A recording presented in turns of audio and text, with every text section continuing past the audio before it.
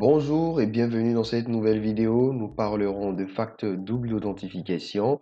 Qu'est-ce que facteur double authentification et pourquoi l'utiliser? Nous parlerons également de la notion de jeton matériel ou logiciel. Comment savoir si un site propose le facteur double authentification et quels sont les fournisseurs de services de FA. À tout de suite.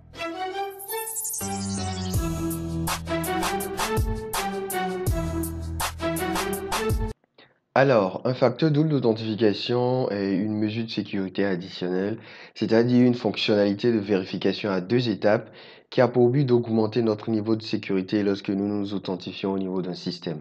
Donc, pour ce faire, en plus des identifiants et mots de passe conventionnels, il nous sera demandé de prouver qui nous sommes à partir d'éléments que nous seuls sommes censés avoir, savoir ou disposer. Il existe trois moyens d'apporter cet élément additionnel. Le premier moyen, c'est quelque chose que vous saviez, c'est-à-dire un code PIN, un mot de passe ou un code secret. Le deuxième moyen, c'est quelque chose que vous possédez, un téléphone ou une carte de retrait au distributeur automatique.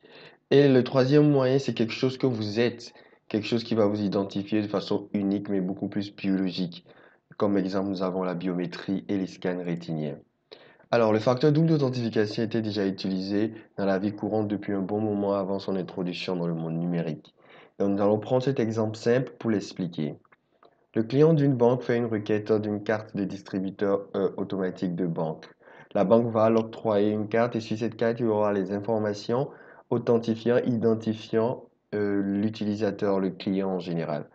Lorsque l'utilisateur voudra effectuer un retrait au niveau du distributeur automatique, il va insérer cette carte au niveau du distributeur. Donc, le système du distributeur automatique va lire les informations contenues sur la micropuce électronique afin d'identifier le client, ce qui fait déjà un premier niveau d'authentification. Après cette authentification, le guichet automatique va redemander au client de saisir un code PIN. C'est à ce niveau qu'intervient le facteur double d'authentification. Une fois ce client saisit correctement le code PIN, il pourra effectuer la transaction et pourra retirer, comme on peut le voir, la somme souhaitée. Pourquoi utiliser alors un facteur double d'authentification? La première raison, c'est que les mots de passe utilisés sont faibles et faciles à craquer. Et la plupart des utilisateurs n'ont pas la notion de ce que c'est qu'un mot de passe fort. Aujourd'hui, on n'utilise plus les mots de passe, on utilise ce qu'on appelle des phrases de passe.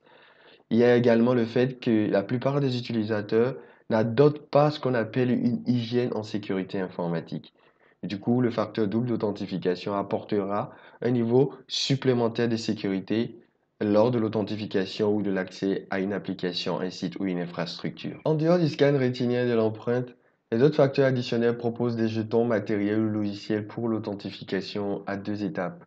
Nous prenons l'exemple de la clé FIDO qui va contenir toutes les informations relatives à un utilisateur et va servir de facteur double d'authentification après que l'utilisateur ait entré son login et son mot de passe au niveau d'une application.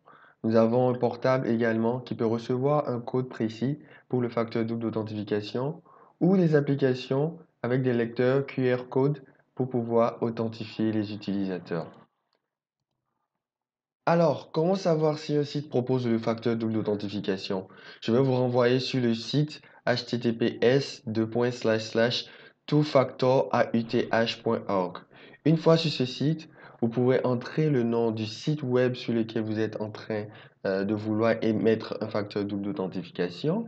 Et comme vous pouvez le voir au niveau de l'image, vous allez avoir quels sont les facteurs d'authentification multiples que propose ce site. Alors, dans cet exemple, nous avons par exemple Facebook qui propose un facteur double d'authentification par SMS ou par jeton matériel et logiciel. Et Gmail, comme on peut le voir, en plus des facteurs double d'authentification émis par Facebook, nous propose ce qu'on appelle un appel téléphonique.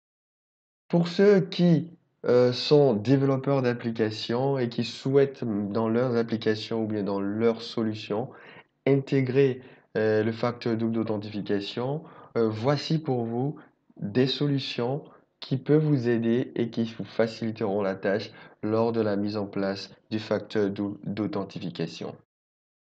C'est tout pour cette vidéo. Je vous remercie de votre attention. J'espère qu'elle a été informative pour vous et je vous donne rendez-vous dans les prochaines vidéos pour parler de nouveaux topics sur la sécurité informatique. Merci.